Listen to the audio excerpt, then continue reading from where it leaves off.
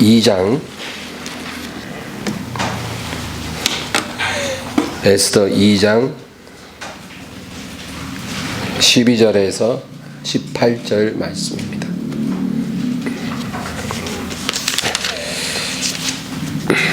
에스더 2장 12절에서 18절까지 우리 합독하겠습니다.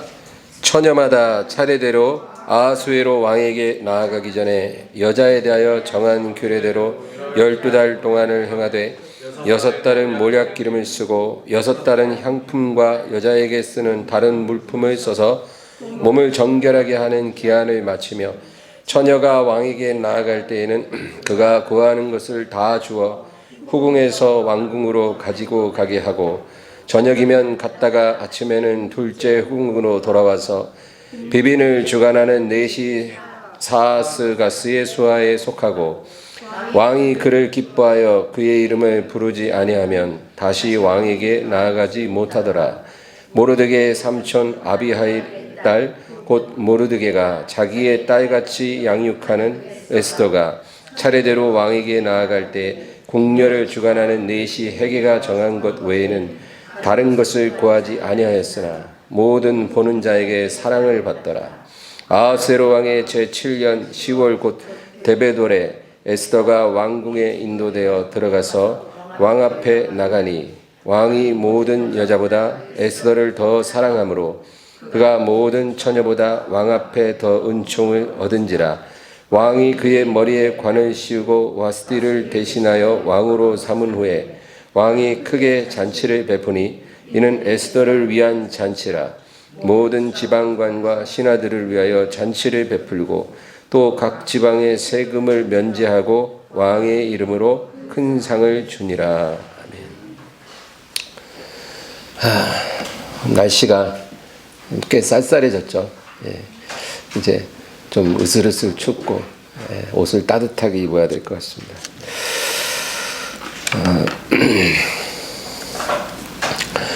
하나님과의 관계가 올바르게 되면 사람과의 관계에도 그것이 영향을 미칩니다. 성경을 통해서 우리가 그거를 깨닫게 되는데요. 하나의 예로 요셉이 그랬습니다. 이 요셉이요,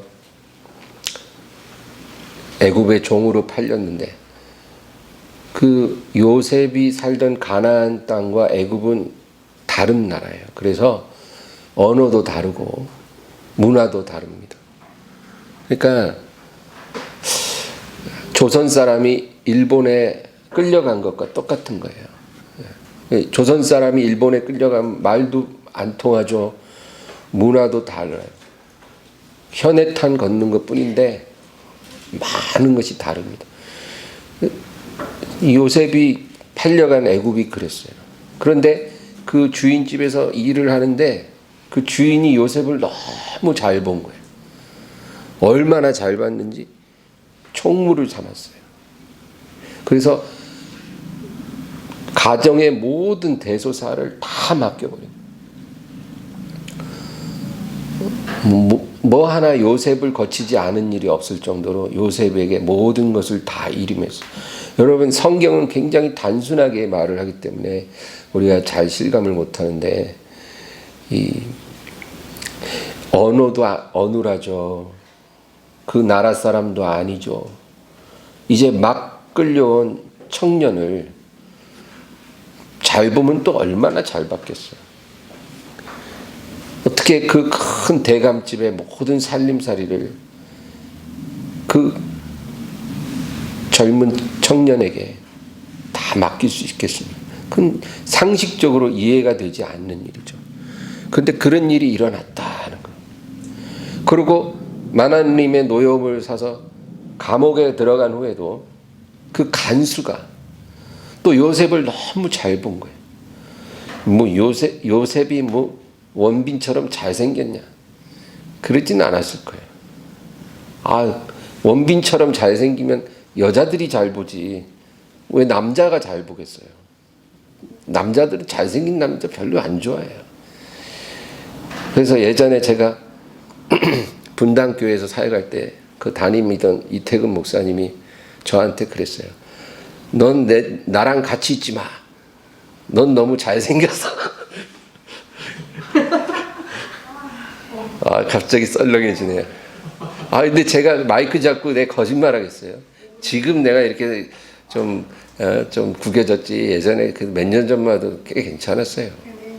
네. 자기 옆에 따라다니지 말래요. 내가 너무 잘생겨서 기분 나쁘대요. 남자들은 자기보다 잘생긴 거 안 좋아해요.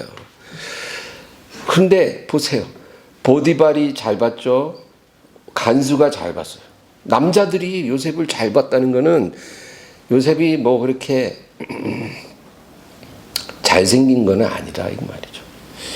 그 왜 이렇게 잘 봤을까? 그 미스테리예요. 예. 여러분 죄지어서 죄수가 하나 들어왔는데 죄수 말로는 자기가 억울하다는 거예요. 예? 주인집 마나님을 추행하려다가 잡혀가지고 감옥에 들어왔는데 자기는 억울하다는 거예요. 그 말이 뭐 믿어졌다 쳐요. 그래도 어떻게 간수가 죄수한테 열쇠꾸러미를 다 맡겨요. 있을 수 없는 일이잖아요. 근데 그런 일이 일어났다. 여러분, 우리가 하나님과의 관계가 좋아지면 우리 심령에 평안이 와요. 그건 당연하죠. 심령에 평안이 오고 그리고 몸도 유연해져요. 여러분 경험하셨나? 성령의 은혜를 많이 받으면 몸도 아주 컨디션이 좋아져요. 그런 그 심리적, 신체적 변화만 오는 게 아니고 우리 환경에도 영향을 끼쳐요. 그래서 사람과의 관계가 변화되고 모든 상황이 변화돼요. 그러니까 하나님과의 관계가 회복되므로 모든 환경을 통해서 하나님이 그 사랑을 우리에게 나타내 주시는 거예요. 사람을 통해서 하나님의 사랑을 보여주시고 상황을 통해서 하나님의 사랑을 나타내시는 거예요. 그래서 하나님과의 관계 회복이 모든 것의 시작점이 되는 거예요. 지금 한국 교회가요 막 뭐 어렵다 그러잖아요. 코로나로 인해서 가장 타격을 입은 분야가 여행업계하고 기독교계라고 말할 정도로 교회가 어마어마한 타격을 입었어요. 아주 그냥 세상으로부터 지금만큼 교회가 욕을 먹는 시절도 없었던 것 같아요. 한국 교회 100년이 넘었는데 이 정도로 국가적으로 교회가 사면초가가 된 적도 없었고 지금 너무너무 힘들어하는 거죠. 그래서 이 어려움을 어떻게 우리가 돌파를 할까? 네, 여러분 결과를 해결하기 위해서 우리가 초점을 맞추면 답이 안 나와요. 그 원인을 찾아야 돼요. 근본적인 원인. 그럼 뭐예요? 하나님과의 관계로 우리가 귀결되는 거예요. 하나님과의 관계. 항상 그게 원인이 되는 거예요. 문제가 시작되는 것도 그 관계가 문제가 되면서 여러 가지 문제가 나오는 거고 또 문제가 해결되고 회복되는 것도 관계가 회복되면서 다 회복되기 시작해요. 그러니까 성경이 그 얘기를 하는 겁니다. 그래서 하나님이 우리를 연단하실 때가 있고요. 또 우리를 회복시키시고 하나님의 자비를 나타내 주실 때가 있어요. 전도서 3장 말씀대로 다 때가 있어요. 죽일 때가 있고 살릴 때가 있고 뽑을 때가 있고 심을 때가 있고 닫을 때가 있고 열 때가 있고 병을 줄 때가 있고 치료시킬 때가 있는 거예요. 이 모든 때가 하나님의 주권 안에 있는 건데 하나님이 우리를 연단하시는 때가 있어요. 그때는 연단을 받아야 돼요. 왜 연단하냐? 관계를 회복하라고 하나님이 연단을 주시는 거예요. 관계. 집안에 문제가 터지고 사업이 어려워지고 건강이 문제가 생기고 여러 문제가 생기는 거는 하나님과의 관계를 다시 회복하라고, 온전하게 하라고 하나님이 우리를 몰아붙이는 거예요. 그 연단의 시간을 통해서 하나님과의 관계가 회복되면 그 연단의 시간이 끝나는 거예요. 그러면 이제 그 다음에는 하나님의 자비가 임하는 시간이 오는 거예요. 문이 열리기 시작하는 거예요. 전에는 닫혀진 문을 아무리 열라고 해도 꿈쩍도 안 하는 문들이 그 앞에 딱 가면 그냥 스르르르 열리는 거예요. 그게 하나님의 자비의 시간이에요. 관계 회복되면 그런 좋은 시간이 오는 거예요. 그게 성경이 말해주는 하나님의 일하시는 길이고 우리의 삶에도 지금 동일하게 일하시고 있는 방법이에요. 이 에스더서는 지난번에 우리 룻기 할 때도 룻기의 그 주인공이 둘이라 그랬죠. 투톱, 나오미와 룻, 두 명의 주인공이 있다 그랬는데 이 에스더서도 마찬가지. 모르드게와 에스더라는 이 투톱 시스템이에요. 그런데 모르드게는 예수님을 상징하는 모형적인 인물이고 에스더는 바로 저와 여러분 하나님의 택한 성도를 상징합니다. 그런데 여러분 에스더서 다 잘 아시죠? 배경을. 이 에스더가 유다인 처녀인데 일찍 부모를 여의고 삼촌의 손에서 양육되는 거예요. 사람들이 딸 나면은 에스더란 이름을 잘 짓더라고요. 에스더. 에스더가 왕비가 됐으니까 내 딸도 왕비 되라 하고 에스더라 하는데 에스더 보면 일찍 부모를 여의고 삼촌 손에서 자라나고 그렇게 녹록지 않은데 그거 알고나 짓는지는 모르겠어요. 어쨌든 이 에스더가 모르드게 손에서 양육이 됐어요. 그런데 그 페르시아라는 거대한 제국의 왕비는 딱 한 명이에요. 왕후는 한 명인데 이 와스디 왕후가 그만 잘못을 해갖고 폐위돼 버린 거예요. 이게 지금의 부부의 개념으로 생각하면 안 돼요. 여러분 여권이 인류 역사 6,000년 동안 가장 신장된 때가 바로 지금이에요. 그러니까 지금 여성들은 감사하고 살아야 돼요. 물론 지금도 완전히 남자와 동등하다 볼 수 없다라고 말하지만 거의 동등해요. 지금 여러분 남자가 여자한테 함부로 했다가는 쇠고랑 차요. 말 한마디 시덥지 않게 했다가는 성희롱. 뭐 잠깐 터치만 잘못되면 성추행. 큰일 나요. 여자들은 남자 막 주물럭 만지더라고. 그래도 막 누가 하나 고발하는 사람도 없는데 남자 하나 손 한번 껐다 했다면 큰일 나요. 지금 좋은 시대예요, 여러분.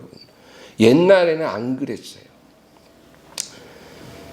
남자에 비해 여자가 훨씬 차별받는 그런 시대였어요. 서양에도 그랬고 동양에도 그랬고 페르시아 이때도 마찬가지예요. 왕후는 한 명이지만 잘못하면 그냥 폐위시켜버려요.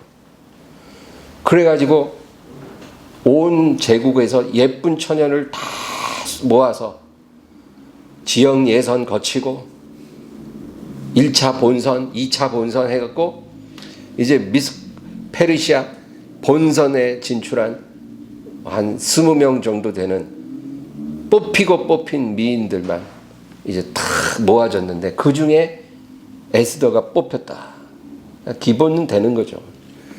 그런데 이 에스더가 이제 그 본선에 딱 뽑혔는데 그 예를 들어 한 20명 정도라고 치고요. 이 20명 중에서 심사를 해서 딱 한 명 고르는 거예요. 그런데 어떻게 심사를 하냐면 1년 동안 뷰티 스쿨에 들어가요. 그래서 1년은 딱 아무것도 안 하고 자신의 몸과 마음을 아름답게 가꾸는 데만 오롯이 노력하는 거예요.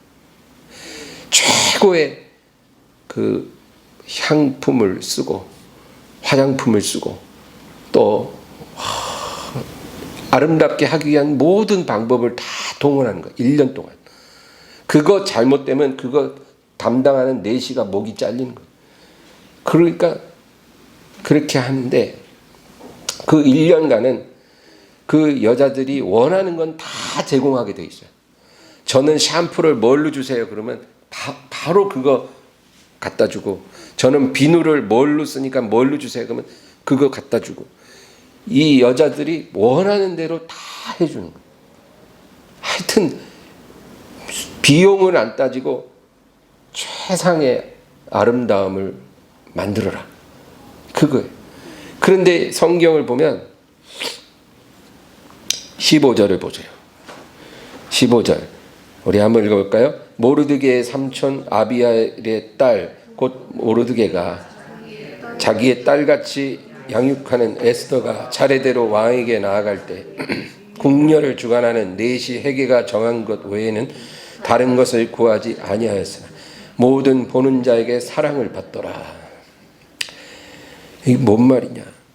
이 에스더라는 처녀는 특이하게도 그 1년 동안 아무것도 궁녀를 주관하는 내시한테 요청한 게 없다는 거예요. 뭐 샴푸를 뭘 달라, 비누를 뭘 달라, 이런 요청을 한 적이 없어. 화장품을 나는 설화수를 주세요, 이런 말 안 한다는 거예요. 그냥 기본으로 제공되는 샴푸, 비누, 화장품만을 그냥 받고 하지, 다른 처녀들처럼 뭐 달라 아무 요청을 하지 않는 거예요. 그런데도 그 처녀가 너무 사랑스러운 거예요. 사람들이 볼 때.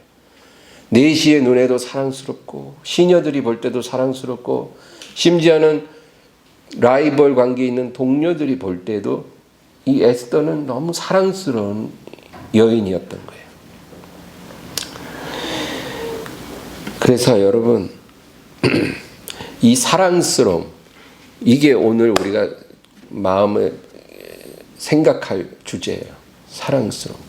이거는 미모의 문제가 아니에요.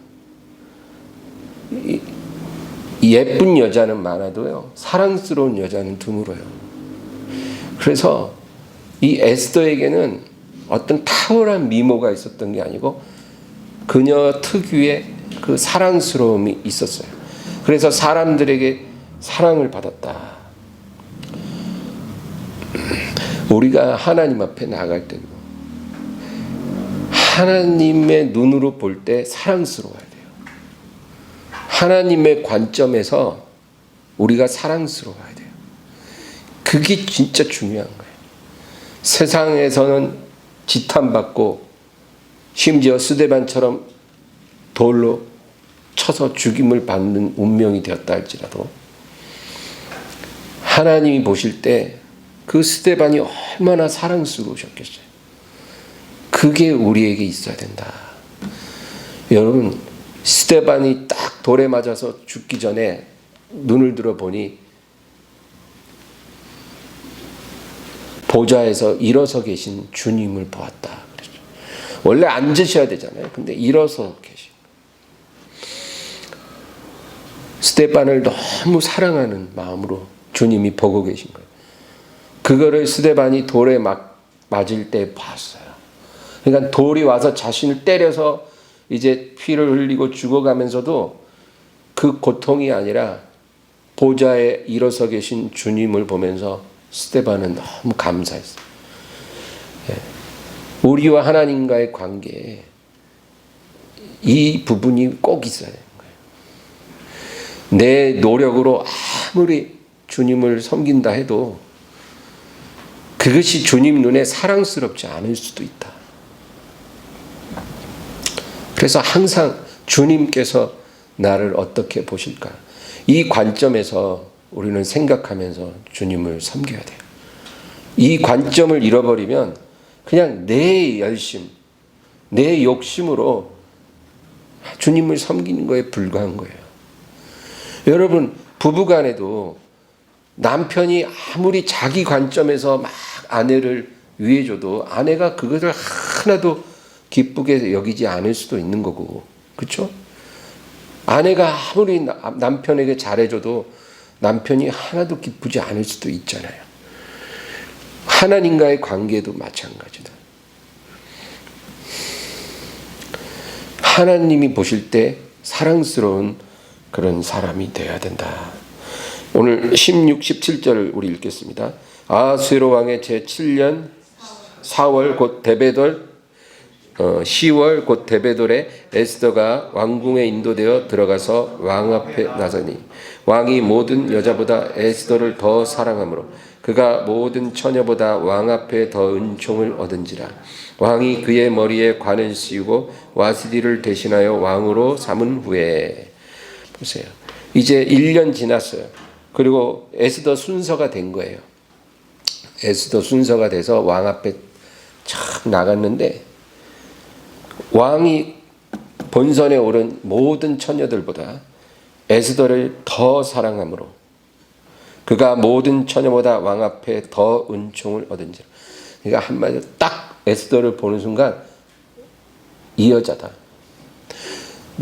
왕의 눈에 쏙 들어온 거예요.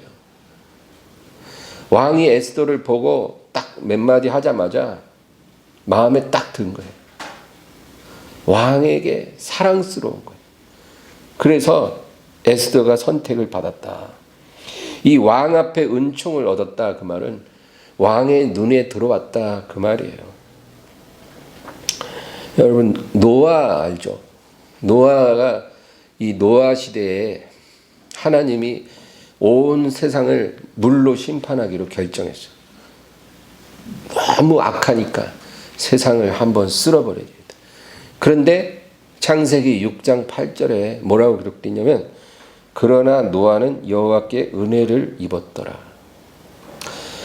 온 세상을 하나님이 심판하시는데 노아만은 여호와께 은혜를 입었더라. 근데 이 은혜를 입었더라, 그 말이요, 원어로 정확하게 얘기를 하면 노아는 하나님의 눈에서 사랑을 보았더라, 그 얘기. 노아가 하나님의 눈에서 사랑을 보았다. 그러니까 다시 말해서 하나님이 노아를 사랑스러운 눈으로 보는 것을 노아가 보았다는 거예요. 하나님이 노아를 사랑스럽게 보고 계시다는 걸 노아가 알았다, 그 말이에요. 여러분, 하나님이 나를 사랑스럽게 보고 있다는 것을 느낀 적이 있으신가요? 하나님이 나를 너무나 사랑스럽게 여기시는다 라는 것을 성령으로 느끼냐고요. 우리가 그런 사랑을 받고 살아야 됩니다. 그런 사람이 돼야 돼요. 그러니까 하나님이 노아를 사랑스러운 눈으로 보았듯이 똑같은 표현이에요. 에스더가 왕 앞에 은총을 입었더라. 그러니까 왕의 눈에 에스더가 사랑스럽게 들어온 거예요. 그런데 이런 일이 왜 일어났을까? 에스더가 하나님과의 관계가 온전하니까 그 모든 상황 속에서도 사람들이 에스더를 사랑스럽게 보기 시작했다, 그 말이에요. 우리가 하나님께 연단받는 시간도 있지만 그 연단을 잘 받고 하나님과의 관계가 회복이 되면 하나님이 우리에게 사랑을 부어주시는 시간이 와요. 자비를 막 부어주시는 시간이 와요. 사람들로부터 사랑의 눈으로 보게 되는 그런 시간이 와요. 바로 에스더에게 그런 시간이 온 거죠. 여러분, 그래서 왜 에스더가 이렇게 하나님으로부터 또 왕으로부터 사랑스러운 사람으로 보여졌는가? 그거를 성경에서 답을 찾아보자, 그거죠. 성경에서. 우리는 성경이 말해주는 것만을 알 수 있기 때문에. 그럼 성경을 보면 20절 보겠습니다. 20절 다 같이 읽겠습니다. 에스더는 모르드게가 명령한 대로 그 종족과 민족의 말하지 아니하니 그가 모르드게의 명령을 양육받을 때와 같이 따릅니더라. 이 구절이 참 힌트예요. 에스더가요, 모르드게가 지시한 대로 하는 거예요. 너는 너의 민족을 말하지 마라. 네가 유다인인 것을 말하지 마라. 그러니까 그 말 지시한 대로 순종하는 거예요. 그 모르드게의 명령을 양육받을 때와 같이 따릅니더라. 상황이 변했어요. 신분도 변했어요. 이제 모르드게의 도움도 필요하지 않아요. 모르드게가 하는 말을 예전처럼 지켜야 될 의무가 없어요. 그런데도 에스더는 모르드게가 지시한 것을 양육받을 때와 똑같이 지켰다. 그거예요. 오직 하나의 음성에만 순종했다. 그 말이에요. 제가 모르드게가 누굴 예표한다 그랬어요? 예수 그리스도. 예수 그리스도, 우리의 목자를 예표하는, 우리를 양육하고 돌보시는 예수님을 말해요. 그러니까 이 에스더가 비록 왕궁에 들어갔지만 자신을 양육한 모르드게의 지식에 오지 않아요. 우리 앞에는 항상 갈림길이 오지 하나님도 만족시키고 사람도 만족시키는 단 하나의 길이 펼쳐지지는 않아요. 갈라지는 거예요. 하나님을 기쁘시게 하는 길과 사람을 기쁘시게 하는 길이 갈라지는 거예요. 우리가 어떤 길을 선택하느냐는 우리의 몫이죠. 내가 사람을 기쁘시게 하는 길을 걸었다면 나는 그리스도의 종이 아니니라.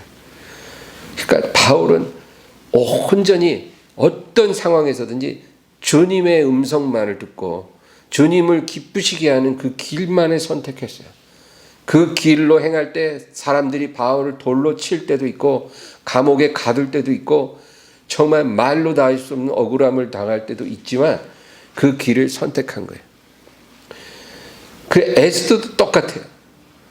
모든 하나님이 기뻐하는 사람들의 특징은 시대를 초월해서 공통점은 그거였어요. 하나의 음성에만 순종했다. 비슷한 이야기가 다니엘서도 나오잖아요. 다니엘과 사드락과 메삭과 아벳느고 이 네 사람이 유다의 청년이에요. 근데 바벨론의 포로로 잡혀가서 거기서 엘리트로 선발이 돼서 왕궁에서 3년 동안 기르는 거예요. 그러니까 지금 에스더랑 약간 비슷한 상황이에요. 황제 옆에서 황제의 말동무가 되고 황제를 시중들 수 있는 아주 외모도 훌륭하지만 모든 지식과 교양과 학식으로 준비된 그런 엘리트 청년을 선발하는데 본선에 오른 수십 명의 청년들 중에 왕이 직접 얘기해 보니까 다니엘과 사드락과 메삭과 아벳느고 이 네 명의 지혜가 다른 사람들보다 10배나 뛰어났다. 그렇게 말해요. 그럼 여러분 그게 상식적으로 이해가 돼요? 어떻게 이 네 명이 그렇게 10배나 뛰어난 사람으로 왕에게 보여줄 수 있었겠냐고요. 그것도 똑같은 거예요. 왕의 눈에 네 청년이 들어온 거예요. 너무나 사랑스러운 거예요. 이 네 청년이야말로 정말 내 마음에 든다는 거예요. 어떤 이유가 따로 없어요. 그냥 마음에 드는 거예요. 그런데 이 네 청년이 어떤 길을 걸어왔느냐를 우리가 다니엘서를 보면 그들이 3년 동안 이제 준비하는 기간이 있을 때 왕의 진미를 마음껏 먹을 수 있는 특권이 주어졌어요. 그런데 그 왕의 진미 속에는 유대 율법에서 금한 것들이 많아요. 유대인은 율법을 지켜야 되거든요. 율법을 지키는 것이 하나님을 사랑하는 증거예요. 그래서 왕의 진미를 먹어서는 안 되겠는 거예요. 그러니까 그것을 주관하는 내시에게 찾아가서 열흘 동안 우리로 채식을 주어 먹게 하고 우리를 시험해 보아서 우리가 다른 청년들보다 떨어지지 않으면 우리에게 채식을 허락하소서. 여러분, 포로로 잡혀온 청년들이 권력을 갖고 있는 힘 있는 내시에게 가서 그런 부탁을 하는 것 자체가요, 목숨을 걸고 할 수밖에 없는 일이에요. 보통 사람은 그렇게 청을 올릴 엄두도 못 내는 거예요. 그런데 이 다니엘과 이 세 친구들이 그렇게 할 수 있었던 것은 하나님의 말씀에 대한 충성심이 있었기 때문에, 율법이 그만 가증한 음식을 먹을 수 없다라는 하나님의 말씀, 하나님의 음성에만 충성하기 위해서 용기를 내서 내시에게 부탁을 했더니 내시가 마음이 움직인 거예요. 그래서 열흘간 시험해 보니까 정말 아주 괜찮거든요. 그래서 3년을 채식만 했다 그거 아니에요. 3년을. 그러고 나서 왕 앞에 딱 나가니까 왕이 어떤 다른 청년들보다 이 네 청년이 10배나 지혜로운 것을 발견했다 그렇게 말하는. 그러니까 여러분, 하나님의 말씀에 충성하는 것, 하나님의 음성에 귀 기울이는 것, 그 마음이 바로 우리의 모든 상황을 바꿔놓고 사람들로 하여금 우리를 사랑스럽게 볼 수밖에 없도록 만드는 그런 숨겨진 비밀이에요. 그게 중심이에요, 중심. 하나님이 우리의 중심을 보신다 그러잖아요. 중심이 뭘까? 간단해요. 하나님의 말씀에 충성하는가 안 하는가. 그거예요. 누구의 음성을 듣는가? 어떤 음성에 귀 기울이는가? 하나님 그거 본다니까요. 겉으로 볼 땐 다 똑같아. 교회에 10명 앉아 있어. 그런데 하나님이 그 외모를 보는 게 아니라 중심을 보시기 때문에 각 사람이 일상의 삶 속에 어느 음성을 듣는가, 어떤 음성에 충성하는가, 하나님 그거 보신다니까요. 그래서 그게 하나님이 보는 중심이에요. 그래서 다윗을 보니 하나님의 중심에 합하더라. 다윗이 시편의 절반을 지었어요. 그 절반의 시 중에 제일 유명한 시가 23편 아니겠어요. 거기에 1절에 뭐라 그래요? 여호와는 나의 목자시니 내게 부족함이 없으리라. 그런데 여러분, 다윗이 목동인데 자기가 양을 기르는데 하나님께 고백하기를 주님은 나의 목자시고 나는 주님의 양이라. 그게 뭔 말이냐면 양은 자기 목자의 음성을 들어야 되거든요. 양은 시력이 약하고 청력이 발달해서 목자의 음성을 듣지 않으면 바로 사망해요. 바로 절대적인 위험에 처하게 돼 있어요. 그래서 목자의 보호를 받아야 되고 목자의 음성만 듣고 따라가야 사는 거예요. 양은. 그것만이 양이 자기를 보호할 수 있는 유일한 수단이에요. 무슨 발톱이 날카로운 것도 아니고 다리가 길어서 잘 달리는 게 아니에요. 몸뚱아리 크고 다리가 짧았고 뛰질 못해요. 심지어는 뒤집어지면 자기 힘으로 바로 세우지도 못한대잖아요. 그런 무기력한 양이 살기 위해서는 목자의 음성을 잘 들어야 되는 거예요. 그거를 다윗이 너무나 잘하는 거예요. 그러니까 뭐라고 그러냐면 여호와는 나의 목자시니 내게 부족함이 없으리라. 자기는 오로지 주님의 음성만 듣기로 결심했다 그 말이에요. 그러니까 하나님이 그 다윗의 중심을 딱 보고 내 마음에 합한 자라. 사울이 버림받은 이유도 그거예요. 중심이 글러먹었어요. 입술로는 막 하나님을 섬기노라 하지만 하나님의 음성을 듣지를 않아. 순종이 제사보다 낫고 듣는 것이 수양의 기름보다 나으니 거역하는 것은 사술의 죄와 같고 우상사신에게 절하는 죄와 같다. 사무엘이 책망한 것처럼 하나님의 말씀을 거역을 해. 그냥 듣지를 않아. 말씀이 이렇게 가라 해도 그 길로 안 가. 지가 원하는 길로 가고 하나님의 말씀에 충성하지 않고 자기 마음속에 나오는 소리, 세상의 소리에 충성을 하는. 그러니까 사울이 버림받은 거예요. 기골로 장대하고 잘생겼지만 버려요.